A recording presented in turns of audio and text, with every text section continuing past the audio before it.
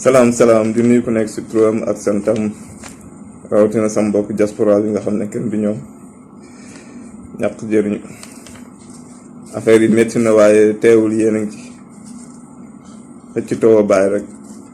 dina baax incha allah. bu loolu weesoo ñu bëri ñu may interpellé di ma laaj ndaxam dama abandonné ma ne leen combat bi commencé gul sax ba ñu abandonné. dafa fekk rek boo ko séqee ay ñoo xam ne ay armes non conventionnelles la ñuy utiliser pour éliminer ay bañkat affaire yi du mën a yomb comme ni ko ñenn ñi yaakaare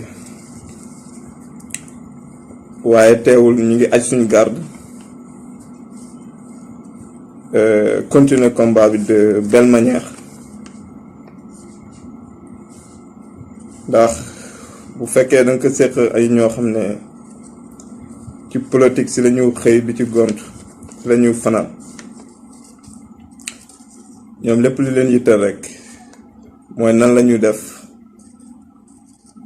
mu mën a maintenir au pouvoir lépp loo xam ne dafa jug pour jéem a xajamal loolu ñu jéem la effacer moo tax boo xoolee région bu mel ni Kaolack li mu am ci potentiel nga xam ne le bassin arachidier fii la nekk ba pare mu nekk carrefour nga am port xam ne région yu bari amuñ ko te activité principale bu jeunesse bi du leen lu dul dawal ay Jakarta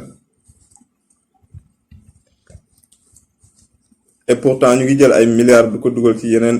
secteur ak ay institutions yoo xam ne amuñu Sénégal yi benn njëriñ mais dañ koy def uniquement pour caser seen clientèle politique ñi nga xam ne ñoo leen mën a andil ay militants pour que ñoom ñu mën di des ci pouvoir di continuer di noot askan bi di utiliser seeni alal ñenn ñi sax di tojee alal bu askan bi moom pour seen propre intérêt bàyyi askan bi ci seen souffrance après askan bi nangu ko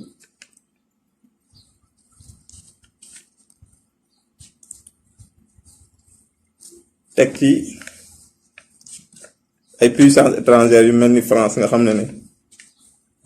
dañ jël seen yaakaar bi yëpp teg ko ci Afrique ndax moo leen di dundal pays boo xam ne yow nee nga yaay 4e wala 5e puissance boo xam ne yor nga réserve mondiale d'or te amoo 1 kilogramme d'or ci sa suusal xam nga sàcc mënul weesu loolu te ñi ñuy jiite ñoom ci ñooñu lañ yaakaar pour jiite ñu. La preuve en est que c'est vrai que sénégalais ñooy voté ñooy fal mais loolu rek lañ ci am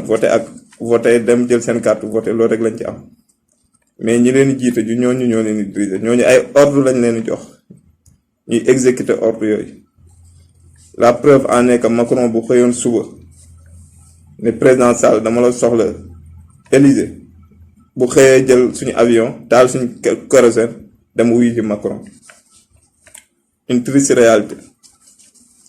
ku ko dégg loolu moo am ku ko déggul loolu moo am donc may wax jeunesse bi nañ gën a taxaw jël seen destin en main te xam ne ñi nekk fii nii seeni problème soxlu leen li leen soxal mooy nan la ñuy def ba mën a def 40 ans au pouvoir comme ni ko ñeneen ñi defee ko ñu bàyyi leen seen jafe-jafe yéen ngeen nekk fi di reyante seen biir fekk lu ci ëpp bu manifestation amee seen doom du génn seen rakk du génn kenn du génn yéen la ñuy jël di leen utiliser bañ leen ku leen utiliser bañ leen ku leen manipuler bu ngeen di xeex leen pour seen conviction mais bu leen xeex pour ay intérêt personnel wala intérêt benn nit moo xam pouvoir la moo xam opposition la mais da ngeen xeex pour des convictions ngeen défendre ko ñu xeex ba récupérer suñu réew récupérer suñu continent dindi ko ci loxo tappalekat yi ak loxo jublakat yi nga xam ne dara yittewu leen lu dul seen propre intérêt seeni biir seen njaboot le reste ils s'en foutent te ñun ñoo war a bañ loolu surtout jeunesse bi nañ xeex lu mu leen jaral ñoom nañu ko jaral bañ jëlee fi système bu bon bi teg fi système boo xam ne population yi ku ci nekk dina ci gis sa bopp ak boor boo mën a nekk moo xam dangaa ñuul moo xam dangaa weex moo xam dangaa gàtt moo xam dangaa njool. encore une fois ma leen wax ne combat bi commencé gul sax ba ñu abandonné pour ñuy yaakaar ne dañu abandonné commencé guñ sax bay abandonné combat bi xaajagul bay commencé da leen wax na gars yi aj garde yi ñu taxaw jàmmaaloo ces délinquants financiers yi nekk fii nii jëlee leen fi jël récupérer suñ dëkk doxal ko comme ni mu war a nuyu ñëpp di sant ñëpp kàddu yi lu ci jub baaxaay yàlla la lu ci dëng ci man la di leen wax à très bientôt incha allah.